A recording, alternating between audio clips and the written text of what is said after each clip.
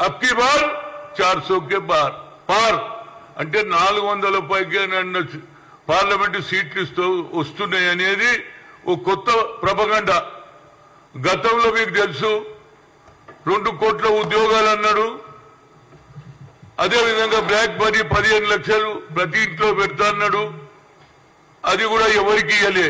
అంతటే కాకుండా ఆనాడు మహాత్మా గాంధీ పబ్లిక్ సెక్టార్లను నియమిస్తే ఈ పబ్లిక్ సెక్టార్లు కూడా ప్రైవేట్ పరంగా ఉపయోగించుకొని ప్రైవేట్లకు అదానీ అంబానీలకు అమ్మేస్తుండంటే ఆయన ఎంతవరకు బడుగు బలైన వర్గాల గురించి ఆలోచన చేస్తుండో జనంకు అర్థమైపోయింది. ఎందుకంటే ఈయన మాటలే ఎక్కువ చెప్తాడు కానీ జరిగేది లేదు. అంతేకాదు ఇవాళ మా రాహుల్ గాంధీ గారు కన్యాకుమారి నుంచి కశ్మీర్ దగ్గర తిరిగిన తర్వాత బడుగు బలైన వర్గాల సంగతి తెలుసుకున్నాడు. వారికి సరి అయిన న్యాయం చేయాలని ఎక్స్రే అంటాడు. అట్టడుగున్నాడు ఎస్సీ బీసీల స్థితిగతులు తెలుసుకోవాలనేది ఆయన ఉద్దేశం. అంతటితో ఆగలే. మేము ప్రభుత్వానికి వస్తే క్యాస్ట్ వైజ్ సెన్సస్ అన్నాడు. అంతటితో ఆగలే. 50% సీలింగ్ కూడా ఎత్తేస్తా అని చెప్పడం జరిగింది. అదే విధంగా సిటిజన్ అమెండ్మెంట్ యాక్ట్ ను కూడా మేము తప్పనిసరిగా ప్రతి ఒక్కరు కూడా అవకాశం ఇస్తా అంటూ వీళ్ళు కేవలం ముస్లింలకు ఎలాంటి ఛాన్స్ లేదని చెప్పడం అనేది అంత దుర్మార్గం ఏమీ లేదు. ఎందుకంటే భారతదేశం స్వాతంత్రంగా హిందూ ముస్లిం సిక్ ఇసాయి అందరు పోరాడిండ్రు. కానీ ఇవాళ ముస్లింలను దూరం చేయాలనే ఆలోచన కేవలం హిందూ ఓట్లతోటే తన ప్రభుత్వం తీసుకురావాలని ఆలోచన చేస్తున్నాడు. దానికి రాహుల్ గాంధీ గారు సెక్యులర్ సిద్ధాంతాన్ని నమ్ముతున్నటువంటి వ్యక్తిగా రేపు జరగబోయే తుక్కుగూడ మీటింగులో హిస్టారికల్ మీటింగ్ అవుతుంది. ఇవాళ అన్నాడు సామాజిక న్యాయం గురించే మా మేనిఫెస్టో ఉంటది. అట్టడుగున ప్రజానీకానికి న్యాయం చేయడమే మా ఉద్దేశం. మాది సెక్యులర్ సిద్ధాంతాలు కలిగినటువంటి పార్టీ కనుక ఈ భారతదేశంలో ఏదాని భేదాభిప్రాయాలు ఉన్నాయనేది చెప్పాడు. రేపు జరగబోయే ఏదైతే తుక్కుగూడలో గతంలో సోనియా గాంధీ 6 డిక్లరేషన్ తర్వాత ప్రజలలో మార్పు వచ్చింది. సోనియా గాంధీ అయితే తెలంగాణ ఇస్తాన్నది ఇచ్చింది. అదేవిధంగా 6 డిక్లరేషన్ చేస్తాన్నారు. దాన్ని నిరూపించుకోవడానికి రేవంత్ రెడ్డి ముందుకు వచ్చాడు. కేబినెట్ లో డిస్కషన్ అయింది.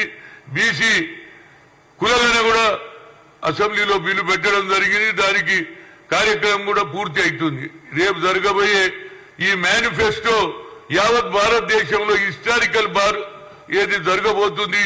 దీనికి ప్రతి ఒక్కరు కూడా వస్తున్నారు. అంతేకాకుండా ఇవాళ కాంగ్రెస్ వేవ్ జరుగుతుంది. సోనియా గాంధీ రాహుల్ గాంధీ వేవ్ జరుగుతుంది. కాబట్టి అన్ని పార్టీల వారు ఎప్పుడు రావాలి, మా పార్టీలో ఎప్పుడు రావాలంటున్నారు. రేపు ఈ జనాభా 10 లక్షల కంటే మించిపోతుంది.